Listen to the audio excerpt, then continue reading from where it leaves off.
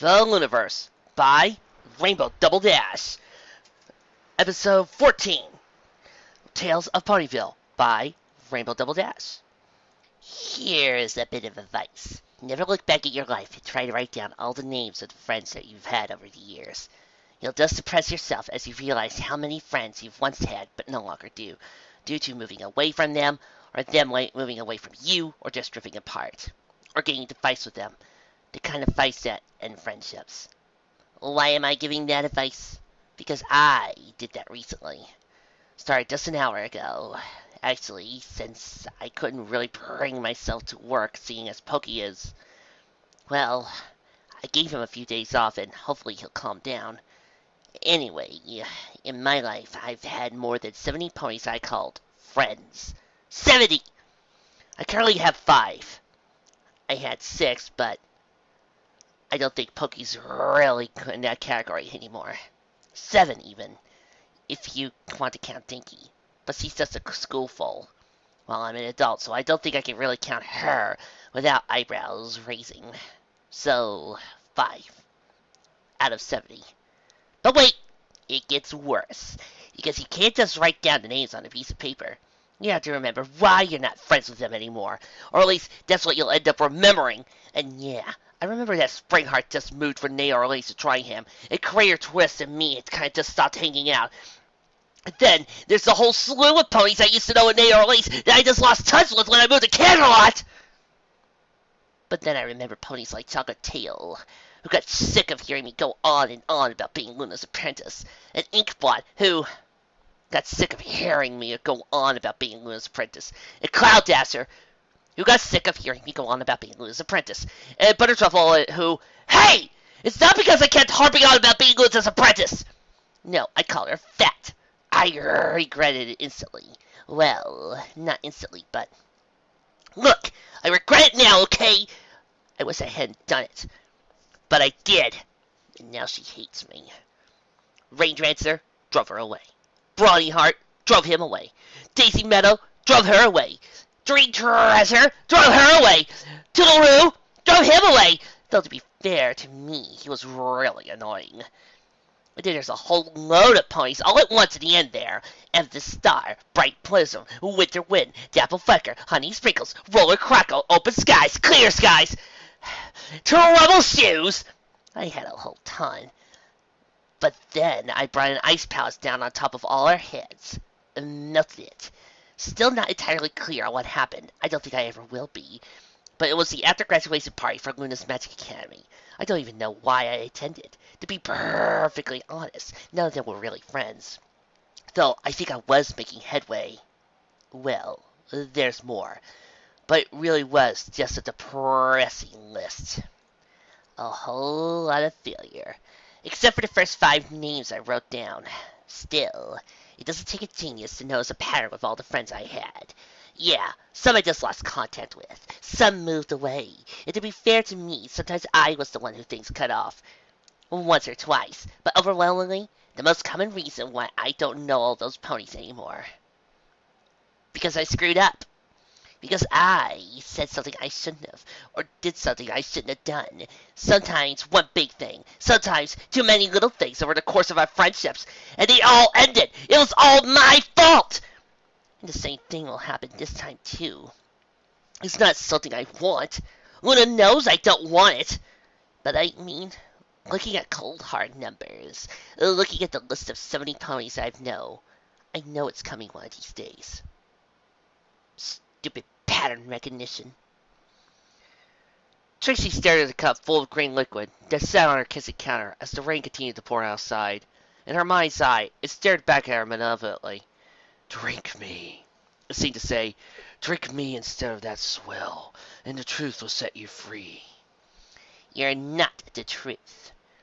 Trixie informed the cup, even as she took a sip from another cup, this one floating in her telekinetic grasp, and containing nothing more than the offensive coffee with lemon with a pinch of cinnamon. Truth is a scourge. Deceivers knew what they were doing when they named you. You're evil. I'm not evil. I'm just honest. I just want to make you say what's on your mind, whether you want to or not. It's not my fault that what's on your mind isn't the kind of thing the ponies want to hear. Trixie grimaced. Evil! She insisted. It's not my fault you think the way you do about Pokey Pierce. It just helps you get your true feelings out into the open. Those are not my true feelings! That was stuff I said in a panic when I realized just how out of control the effect was getting! Then Pokey came in, and you made me start blabbering about what I thought about his horn assassin! Truth is a Scourge was a potion that Trixie had pulled from a Seaver's spellbook some months back. She held off on burning up a batch to practice on, though, having her feel the bizarre, ritual-based magic of the zebras on her first day of seriously practicing their magic. A long, bizarre day full of a considerable amount of difficulty and exhaustion. She had meant to try it sooner, but then a unicorn named Twilight Sparkle had come to Ponyville, and, well, that was an eventful, surprisingly bare-filled night. One that Trixie was none too proud of due to how things ended between her and Twilight, who had only been looking to further her understanding of magic. Instead, she was now a wanted criminal, and while most of the blame for that laid on Twilight's shoulders, not a insignificant amount was on Trixie's own. The only upside to it all had been that Twilight had left her behind a wagon full of magical books and tomes, which Trixie had appropriated in order to expand her magical knowledge. As a large part of what had happened with Twilight could have been avoided had Trixie been a better sorceress. Trying to learn those spells had consumed most of the intervening time. When it hadn't been consumed by her job as a representative of the Night Court to Ponyville, the machinations of her increasing number of Night Court rivals, marauding prairie sprites, the agents of the Tyrant Sun, the secrets of Atlantis, and Trixie had to admit her own desire to generally do as little work as possible. But a few days ago, Trixie had found the directions and ingredients for Truth is a Scourge while cleaning out the desk in her office, and decided to at least give it a try. And technically, it was a resounding success. Pokey Pierce had not been amused, however, by the diarrhea of the mouth that Trixie had acquired while under the potion's effects. Should he really be working for you if you're going to think so little of him? No, I don't think little of him, and I hate you! Evil! Trixie paused as he considered the cup. And an inanimate object. You're going down the sink now. Trixie's horn glowed slightly as she dumped down the contents of the cup into the kitchen sink. No! Oh, yes, Trixie said, smiling brightly, as he listened to the platter of the Truth of the Scourge pony going down the drain, slowly, without any ability to save its evil self. After several moments, however, Trixie realized that the blasting sounds reaching her ears were far louder than they were supposed to be. She rolled her eyes as she looked up, pausing and pouring out the Truth of the Scourge, expecting to see the rain having picked up. Why was there rain today? She didn't know.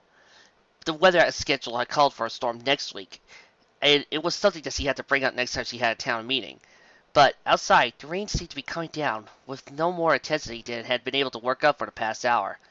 Nevertheless, she heard splashing and hoofstomps outside in her backyard. Curiosity getting the better of her, Trixie set down the evil potion, its cup still a little more half empty.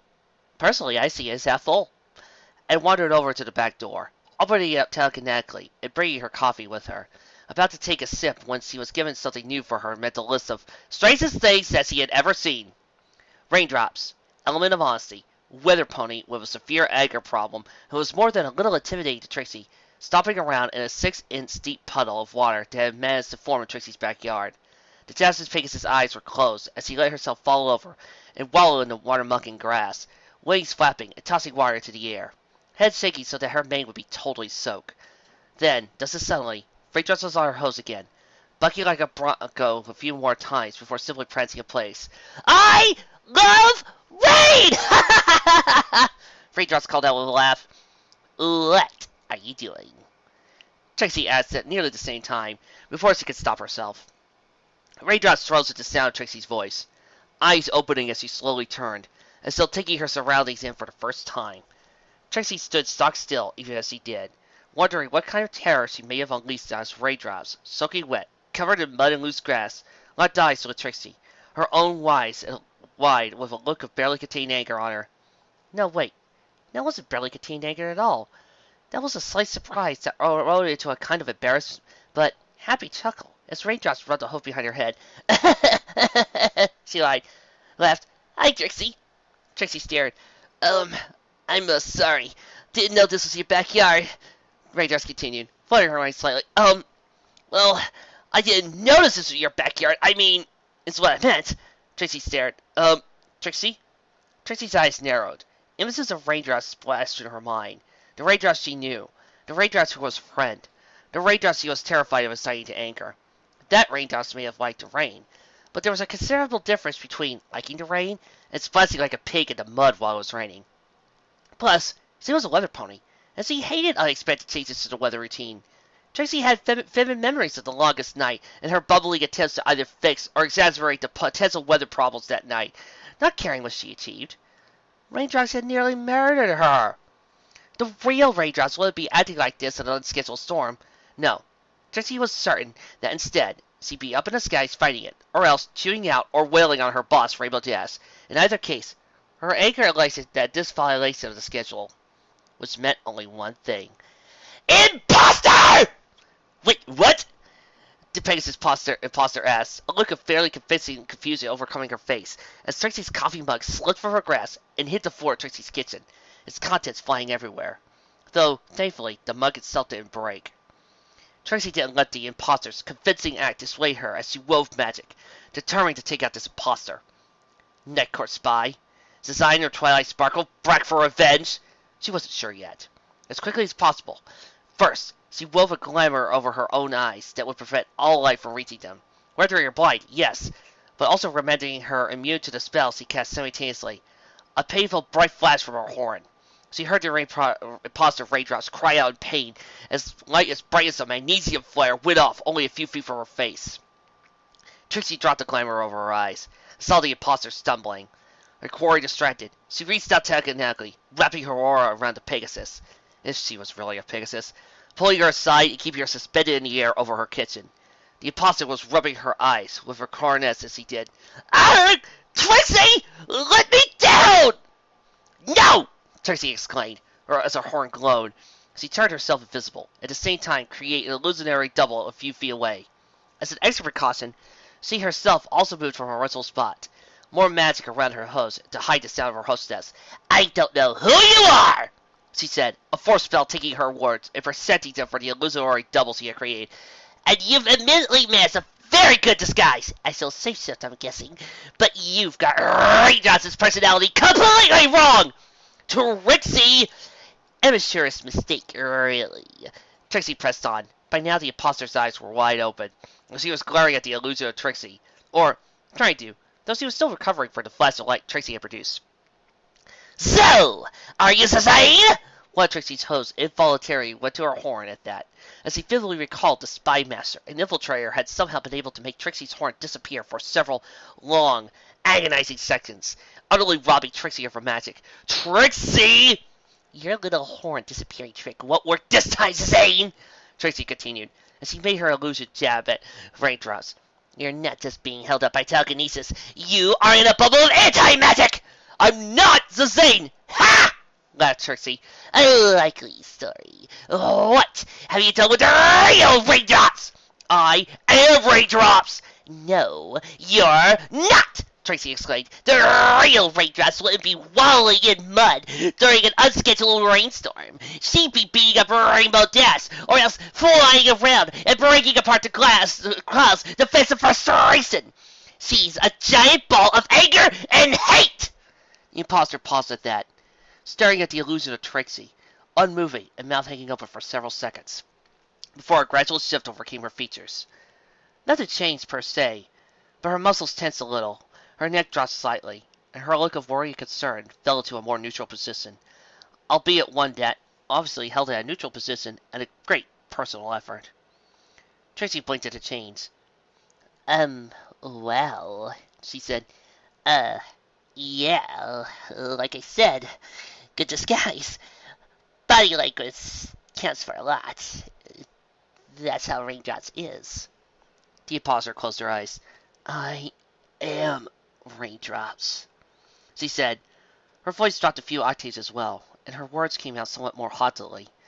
It's like she was biting back every syllable, once more, just like the real Raindrops, most of the time, when she wasn't breaking apart cobblestone streets with her bare, unshod hooves.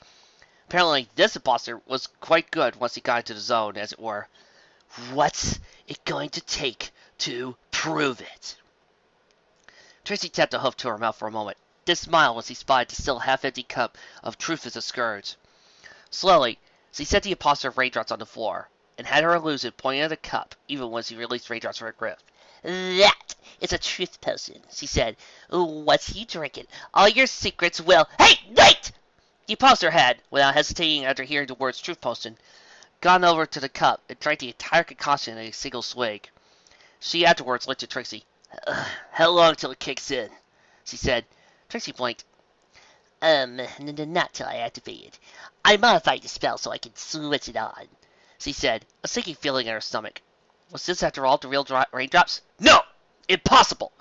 It was far more likely that this imposter had taken some kind of precaution against truth potions. Or so she thought. Given how very rare zebra magic was in Equestria, she doubted if a single pony other than Princess Luna would have a way to counter truth as a scourge. So, the imposter demanded, activate it. Trixie blinked a few times, said a burst of magic, just a tiny flick away towards raindrops. I am raindrops, Trixie flints, and it's raining outside. That's why I was in such a good mood. Trixie supposed it made a degree sense. I'm always in a good mood when it rains. Oh, except for when somebody I thought was my friend accuses of me of being an imposter and decides to blind me and made me drink the stupid truth potion. Why can't I stop talking? That's how the potion works, Trixie said. Raindrops continued on without slowing down, glaring at the illusion of Trixie. Trixie grimaced, dispelling the illusion and making herself visible again. Raindrops seemed hardly surprised as she turned to look at the real Trixie. Still speaking. I don't need this right now, Trixie. My brother was tormented by Silver Spoon, who's a little brat, and he is so lucky she says the filling, or else I would tear out her throat with my teeth, and... Raindrops' eyes widened at that. She shot her hose up to her mouth, which kept working in spite of the accent. I didn't want to say that I'd never do it, even though that's how I feel, Trixie. If I'm stuck like this, the way Lyra was stuck in a bear, I swear to Luna I will... No! Trixie exclaimed, even as he sent a magical flick towards Raindrops again. At once, the Pegasus words stopped pouring out from her mouth. Trixie stared a few moments at Raindrops, eyes wide, as Raindrops glared at Trixie. The silence between the two stretched, and stretched, and stretched. Raindrops opened her mouth. I'm sorry! Trixie exclaimed, trying at once to canter backwards, to raise her forelegs, to ward off the blow she knew was coming, even as she tried to shrink back into herself.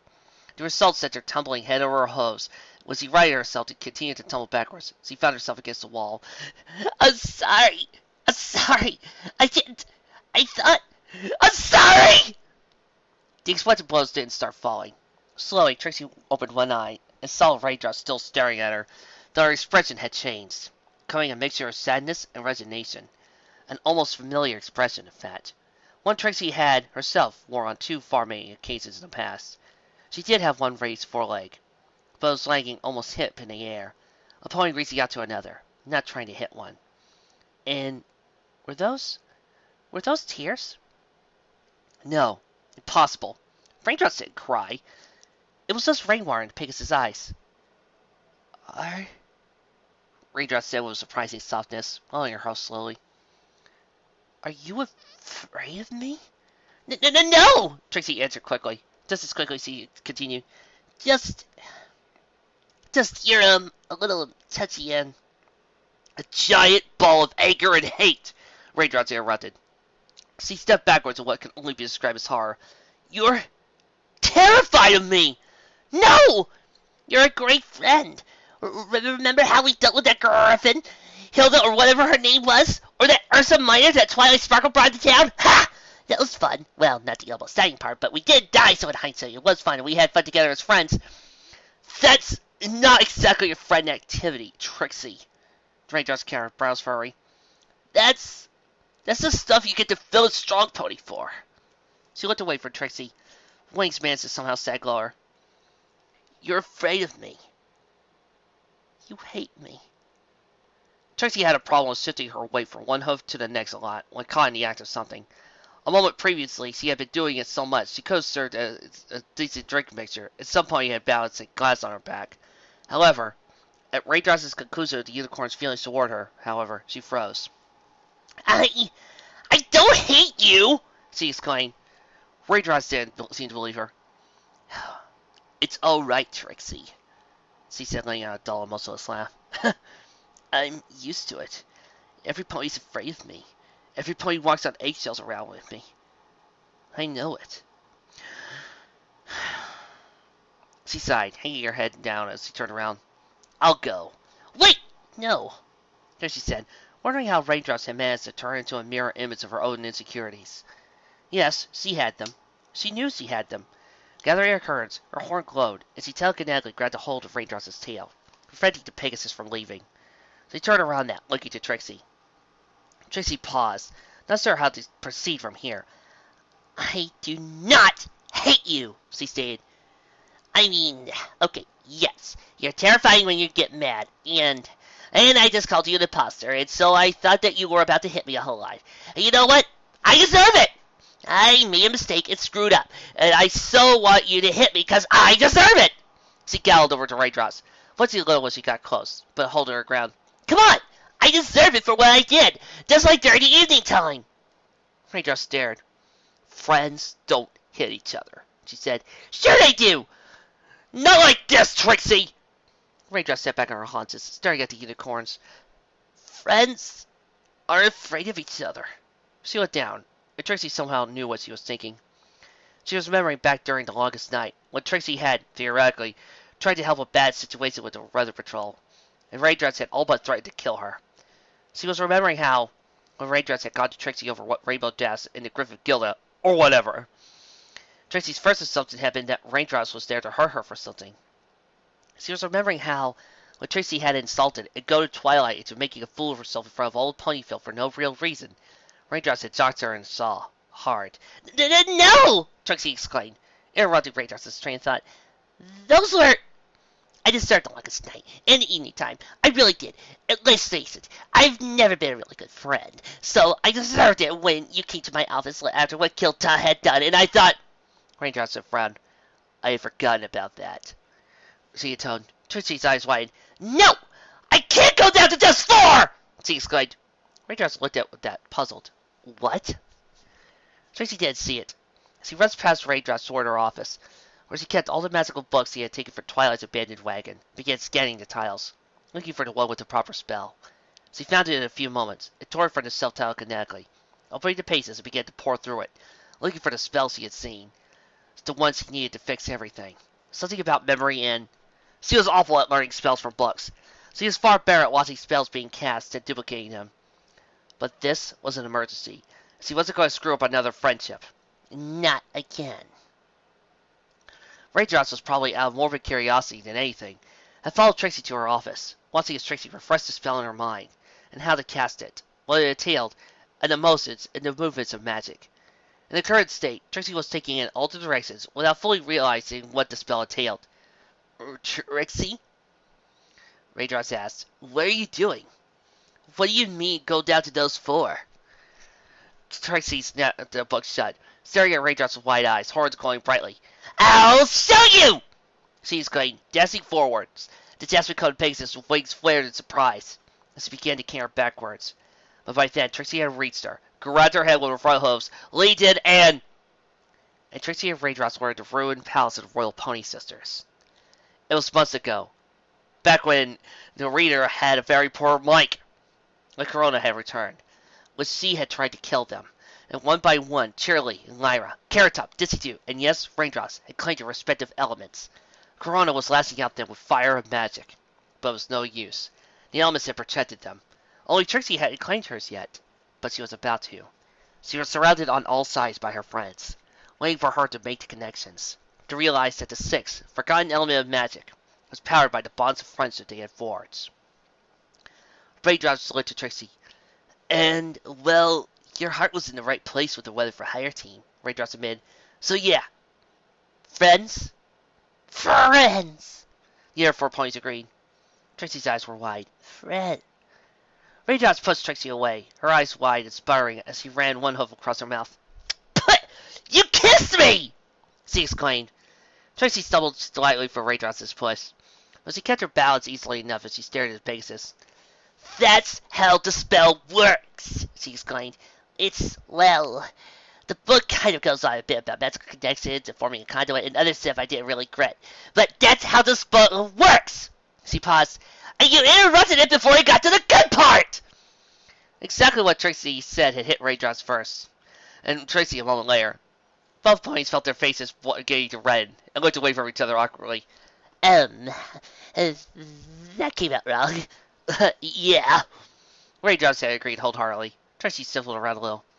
It's a memory transfer spell, she said softly. It sort of copies the memories in my mind and gives them to you. You still know they aren't yours, but it lets you see things from my perspective. This is the second use of a memory orb I found in a fake that's not following Equestria. She looked at Raindrops. That was my memory of us against Corona, when I learned the element of magic, when we beat an alicorn, because we were friends. Raindrops stared at Trixie. That was then, Raindrops said. But you're terrified of me now. I'm afraid of angering you! Trixie erupted. Who in their right mind would be? But I'm the mayor who assumed that all there was. I'm the mayor who saw you happy and assumed that you must have been an imposter. I'm the bad pony here. I'm the horrible friend! Raindrops blinked. You're not a horrible friend! Yes, I am! Trixie exclaimed, stabbing her host a few more times. If I was a good friend, then I wouldn't have only 5! How many do you need? I don't know. I've had 70 you've kept score. No! Sort of. Trixie continued to shift away and move in place. I went back and counted recently. All the friends I've ever had. And there's been 70. Some of them we just drifted apart. Some of them were friends back in New Orleans, but then I moved away and we stopped talking. But most of them I drove away. Because I'm a horrible friend. I'm a horrible pony. Raindrops and Trixie looked to each other. Silence bounced between the two again. At length, Raindrops broke it. That memory spell, Raindrops said. Does it go both ways? Could you use it to see things from my perspective? Trixie blinked a few times as she thought, yes. You just have to focus on the memories you want me to see. At Raindrops closed the distance between the two of them. Okay, she said, leaning forward, closing her eyes. Do that. Trixie blinked. Just kiss you? She asked, leaning away a little. Raindrops opened her eye. You were fine with it before. Trixie supposed she had a point. It wasn't much different than actors on stage, really. Sighing slightly, horn glowing, she leaned in. And ship fic written? The ruinized palace and ever free again. Corona railing and lashing out again. But this time Trixie was looking at herself, seeing things through the eyes of a Pegasus who had shards of glowing orange rocks, the former vessel of the elements of honesty, orbiting her neck. More than just looking, she was feeling everything that Raindrops felt. Raindrops was afraid, of course. Corona was a tyrant sun, and surely even the elements of harmony would give way to her raw power, her destructive rage. Raindrops was angry, too. Angry at the situation. Angry at the Sakura, the zebra, for betraying them to Corona. And she was determined, despite her fear, her anger, she was going to stand up for Equestria, stand up to the tyrant sun, and send the mad alicorn back into the heart of the sun, where she belonged. But those emotions gave way when Raindrops realized Trixie hadn't claimed her element yet. Raindrops herself had chosen honesty. Had been chosen by honesty. Both neither at the same time. She was honesty, in some metaphysical sense she couldn't explain. But Trixie was having trouble, not claiming her element, not even believing that she should have one in the first place. Didn't the filly have basic power recognition? Going beyond everything the 6 of them had fought and suffered through on the way to the elements.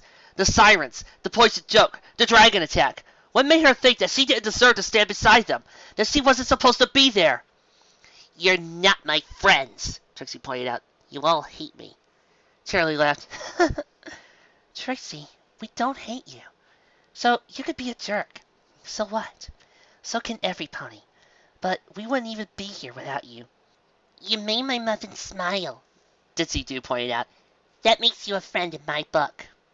You also walked in through Poison Joke for me, Lyra pointed out. You helped my farm, Carrot Top added. And, well, your heart was in the right place with the Weather for Hire team. Raindrops admitted. She had been hard on Trixie, she knew. Harder than she should have been. Angry over what really amounted to nothing. If there was any time to extend a knowledge friends, it was now. So, yeah. Friends? Friends! The 4 ponies agreed. Trixie's eyes went wide. Friends, she echoed softly. Raindrops pulled away from Trixie again, shoving her away once more when she felt something in her mouth that was empathically not supposed to be there. Tongue? She demanded. Tongue? Why was there tongue? That's what the spell says, Trixie objected. That's a lie! There was a tongue the first time! That's because you interrupted it before we could reach the good part! Trixie's horn glowed as he levitated the spell book over to Raindrops, holding it up. Raindrops blushed. That particular page outlined, in the most scientifically arcane way possible, not only the way the kiss that began the spell was supposed to be performed, but even exactly when during the spell's course to turn the kiss into a prince one, and exactly how much tongue was required. It also came with a helpful illustration. What are you doing? Raindrops and Trixie both jumped into voice, and behind Raindrops, who instinctively drove forward, legs spreading wide in panic, even as Trixie's own unicorn instincts took over, instead planting herself firmly on the ground, horn glowing. The result was Raindrops crashing into Trixie, and the two ponies landed on the ground in a pile of wings and legs. The two began untangling themselves from each other, but froze in a somewhat compromising position. Then they saw the source of the voice. Tyralee stared at Raindrops and Trixie. Raindrops and Trixie stared at Tyralee. All three sets of eyes turned to the fallen book, on the floor of Trixie's office, which had helpfully led to remain open to the intricately detailed picture of two ponies in the middle of a complex act of arcane power, which just so happened to involve a kiss. With tongue.